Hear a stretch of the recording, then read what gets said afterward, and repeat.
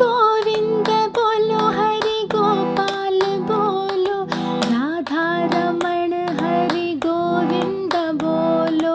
गोविंद बोलो हरि गोपाल बोलो, राधा रमण हरि गोविंद बोलो। गोविंद बोलो गोपाल बोलो, राधा रमण हरि गोविंद बोलो।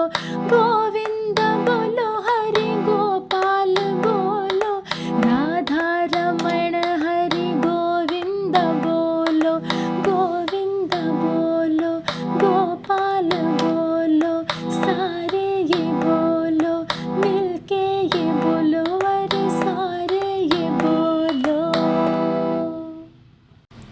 श्रीमद् भागवत जी के चतुर्थ स्कंद का 15वां अध्याय। महाराज पृथु का आविर्भाव और राज्याभिषेक। श्री मैत्रेय जी कहते हैं, विदुर जी, इसके बाद ब्राह्मणों ने पुत्रहीन राजा वेन की भुजाओं का मंथन किया। तब उनसे एक स्त्री पुरुष का जोड़ा प्रकट हुआ। ब्रह्मवादी ऋषि उस जोड़े को उत्पन्न हुआ देख और उसे भगवान का अंश जानकर बहुत ही प्रसन्न हुए और बोले। ऋषियों ने कहा, यह पुरुष भगवान विष्णु की विश्वपालिनी कला से प्रकट हुआ है और यह स्त्री उन परम पुरुष की अनपायिनी, कभी अलग न होने वाली शक्ति लक्ष्मी जी का अवतार है।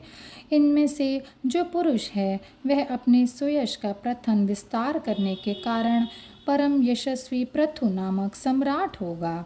राजाओं में यही सबसे पहला होगा। यह सुंदर दांतों वाली एवं गुण और आभूषणों को भी विभूषित करने वाली सुंदरी इन पृथु को ही अपना पति बनाएगी। इसका नाम अर्ची होगा। पृथु के रूप में साक्षात श्री हरि के अंश ने ही संसार की रक्षा के लिए अवतार लिया है और अर्ची के रूप में निरंतर भगवान की सेवा में रहने वाली उनकी नित्य सहचरी श्री लक्ष्मी जी ही प्रकट हुई हैं। श्री मैत्रेय जी कहते हैं, विदुर जी, उस समय ब्राह्मण लोग पृथु की स्तुति करने लगे। श्रेष्ठ गंधर्वों ने गुणगान किया, सिद्धों ने पुष्पों की वर्षा की, अप्सराएं नाचने लगीं। आकाश में शंख, तुरही, मृदंग और दुंदुबी आदि बाजे बजने लगे। समस्त देवता, ऋषि और पितर अपने अपने लोकों से वहां आए। जगत गुरु ब्रह्मा जी देवता और देवेश्वरों के साथ पधारे। उन्होंने वेन कुमार पृथु के दाहिने हाथ में भगवान विष्णु की हस्तरेखाएं और चरणों में कमल का चिन्ह देखकर उन्हें श्रीहरि का ही अंश समझा, क्योंकि जिसके हाथ में दूसरी रेखाओं से बिना कटा हुआ चक्र का चिन्ह होता है वह भगवान का ही अंश होता है। वेदवादी ब्राह्मणों ने महाराज पृथु के अभिषेक का आयोजन किया।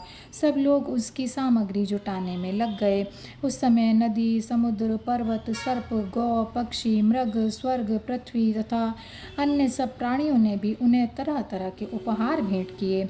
सुंदर वस्त्र और आभूषणों से अलंकृत महाराज पृथु का विधिवत राज्याभिषेक हुआ। उस समय अनेकों अलंकारों से सजी हुई महारानी अर्ची के साथ वे दूसरे अग्निदेव के सदृश जान पड़ते थे। वीर विदुर जी, उन्हें कुबेर ने बड़ा ही सुंदर सोने का सिंहासन दिया तथा वरुण ने चंद्रमा के समान श्वेत और प्रकाशमय छत्र दिया, जिससे निरंतर जल की फुहियाँ झड़ती रहती थीं।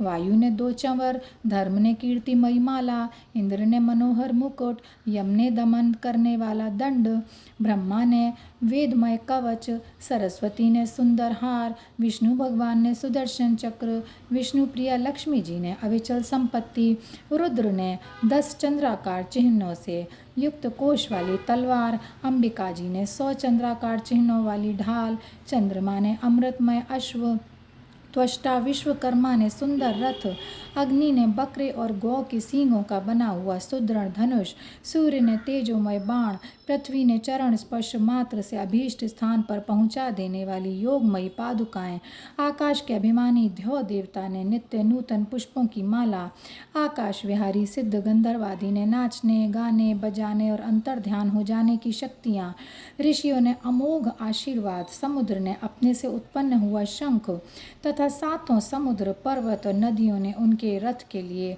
बेरोक टोक मार्ग उपहार में दिए। इसके पश्चात सूत, मागध और वंदीजन उनकी स्तुति करने के लिए उपस्थित हुए। तब उन स्तुति करने वालों का अभिप्राय समझकर वेनपुत्र परम प्रतापी महाराज पृथु ने हंसते हुए मेघ के समान गंभीर वाणी में कहा। पृथु ने कहा, सौम्य सूत, मागध और वंदीजन, अभी तो लोक में मेरा कोई भी गुण प्रकट नहीं हुआ, फिर तुम किन गुणों को लेकर मेरी स्तुति करोगे? फिर विषय में तुम्हारी वाणी व्यर्थ नहीं होनी चाहिए, इसलिए मुझसे भिन्न किसी और की स्तुति करो। मृदुभाषियों, कालांतर में जब मेरे अप्रकट गुण प्रकट हो जाएं, तब भर पेट अपनी मधुर वाणी से मेरी स्तुति कर लेना। देखो, शिष्ट पुरुष पवित्र कीर्ति श्री हरि के गुणानुवाद के रहते हुए तुच्छ मनुष्यों की स्तुति नहीं किया करते। महान गुणों को धारण करने में समर्थ होने पर भी ऐसा कौन बुद्धिमान पुरुष है जो उनके न रहने पर भी केवल संभावना मात्र से स्तुति करने वालों द्वारा अपनी स्तुति कराएगा? यदि यह विद्याभ्यास करता तो इसमें अमुक अमुक गुण हो जाते। इस प्रकार की स्तुति से तो मनुष्य की वंचना की जाती है। वह मंदमती यह नहीं समझता कि इस प्रकार तो लोग उसका उपहास ही कर रहे हैं। जिस प्रकार लज्जाशील उदार पुरुष अपने किसी निंदित पराक्रम की चर्चा होनी बुरी समझते हैं, उसी प्रकार लोक विख्यात समर्थ पुरुष अपनी स्तुति को भी निंदित ही मानते हैं। सूतगण, अभी हम अपने श्रेष्ठ कर्मों के द्वारा लोक में अप्रसिद्ध ही हैं। हमने अब तक कोई भी ऐसा काम नहीं किया है जिनकी प्रशंसा की जा सके। तब तुम लोगों से बच्चों के समान अपनी कीर्ति का किस प्रकार गान करावें? और यहीं पर यह अध्याय समाप्त होता है। जय श्री कृष्णा, जय श्री कृष्णा, जय श्री कृष्णा। गोविंद बोलो